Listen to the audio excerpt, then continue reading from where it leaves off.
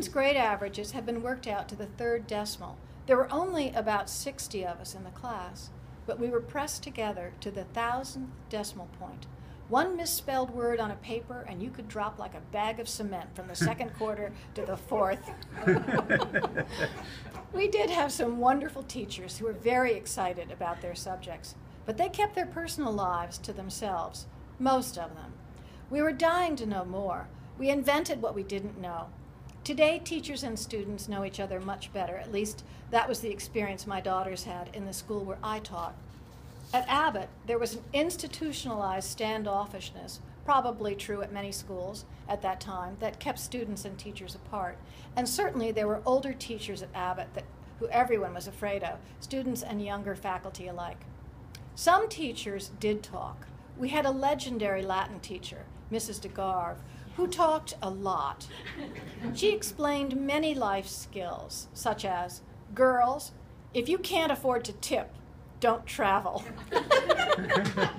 She told us what hotels to stay in when visiting New York City, the Gotham, and what life was like in Rahway, New Jersey, when Rahway was Rahway. I drove past Rahway on my way up here, and I don't know, I'm not sure Rahway was ever Rahway. There weren't many arenas for us to excel in other than academics, athletics to some degree, and at 1960s levels, student leadership. I was on the student government as president of the Abbot Christian Association. I'm astounded when I think about that title now. First off, how could that be a student government position? In addition, there were Jewish students at Abbot, but there was no Abbot Jewish Association. The officers of the Abbot Christian Association were to give chapel talks each week. But of course, we gave no chapel talk that wasn't first censored by the faculty. Miss Folk was my editor and critic, and she listened to my trial run. Whole chunks of whatever I wanted to say never got said. Community service was non-existent between 1961 and 65. The kind of community service we did was the kind where you never left the campus. The idea of service to others runs throughout the handbook, but seems more tied to good manners than to real help.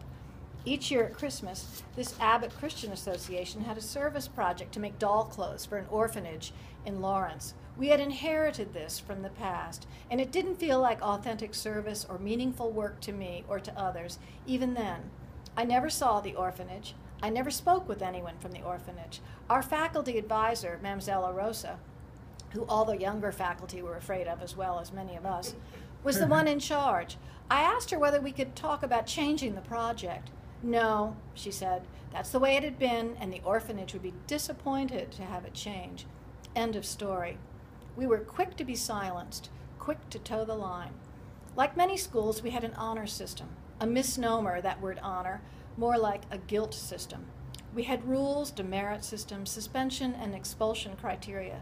I believe that we on the student government were really an unaware and silent extension of the administration, carrying out policies set in motion by them.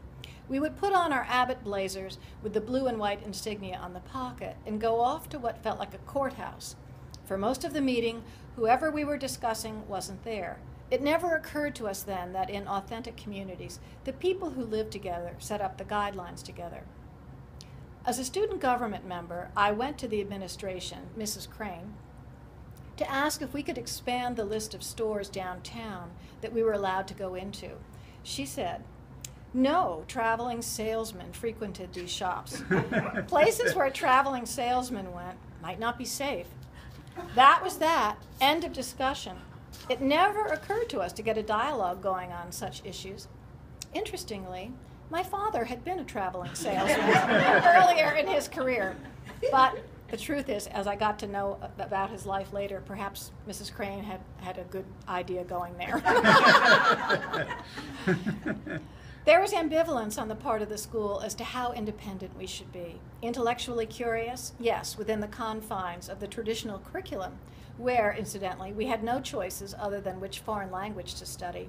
But curious and independent in the parts of our lives that didn't take place in the classroom, I'm not so sure. College guidance was not the experience it is today, and it certainly wasn't the experience the Andover guys had with their dean who was so proactive. Actually, college guidance was non-existent for many of us. I am wondering whether that was a unique problem starting for those of us in the class of 1965 due to the sinkhole into which the current administration had been slipping. Miss Tucker wasn't minding the store, and no faculty seemed to be in charge of this college challenge. Having read through the 50th reunion yearbook that many of us contributed to, I noticed how hard the PA faculty worked and how many of us felt we didn't get the support we needed. Surprisingly, some of us were told that we really didn't need to go to college. I was told this by Miss Folk, undoubtedly due to my bottom feeder quartile status. I'm angry today still. Of course, that meant that the man would be the plan for me. And we all know how well that plan can work out. How did that plan work out for you? It didn't work out too well for me. And reading through the yearbook we just put together, I'm not sure it worked out that well for so many of us. One of the most interesting sections of the 1964-65 handbook is the part entitled Code of Behavior. Great emphasis was placed on the way things were to be done, on the way we were supposed to live together. Of paramount importance were the following, and I've lifted these phrases right out of the handbook: being thoughtful, having good taste, being punctual, being quiet, being orderly, being neat, having an appropriate appearance, having a constructive attitude, exhibiting self-restraint, being cooperative, preserving dignity. These are classic female qualities of goodness. Also compliant attitudes adopted by the subdominant class in a culture. These are good attributes for servants. I wonder whether having good taste, being orderly, and preserving dignity were the qualities most revered in the Phillips Handbook of 1964-65. All these policies only enforced what girls historically have had to live with. To maintain your connections with other girls and women, one must silence oneself and one's real feelings. This is the opposite of risk everything, be yourself. The concept of courtesy, as defined in the early 1960s, was powerful.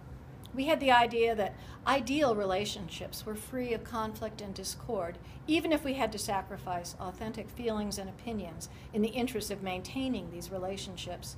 In every way, at that time, there was what writer Maureen Barbieri calls a knee-jerk flight from controversy. I felt there was great pressure to be perfect, to do well, but there really weren't many arenas in which to achieve. There was a very narrow band of areas in which you could succeed. If you arrived at Abbot as a good athlete, you went onto one of the teams. For the rest of us, there was modern dance. Things had changed a lot, even 6 years later. My youngest sister, who was in the class of 1971, scaled the Andover bell tower as part of her physical education experience. Now, there's a metaphor. We were never allowed on that campus. There were a few opportunities in drama and art, but even there, the opportunities seemed to go mainly to the students who arrived on campus fully formed with identified talent. Our class did put Macbeth on one year. Of course, there were no boys in the cast. Here are some things we never talked about: suicide, self-esteem, drug abuse, alcoholism, sex education, sexual harassment, body image, eating disorders, or depression. These are the issues Gloria Steinem called the evaded curriculum. We didn't talk about these topics with each other or with adults. Anorexia and bulimia were certainly rampant during those early years in the 60s, but we didn't have the vocabulary to put those issues into context. When classmates had emotional problems, they disappeared. During my senior year, 2 good friends had serious depressions, although we didn't use that term then. Both simply vanished from the campus. One returned after a month, and the other just didn't come back. There was no discussion about this. They just left, leaving a hole in our class. What happened? Could this happen to me? A young modern dance teacher just didn't show up one day. We were told she'd gotten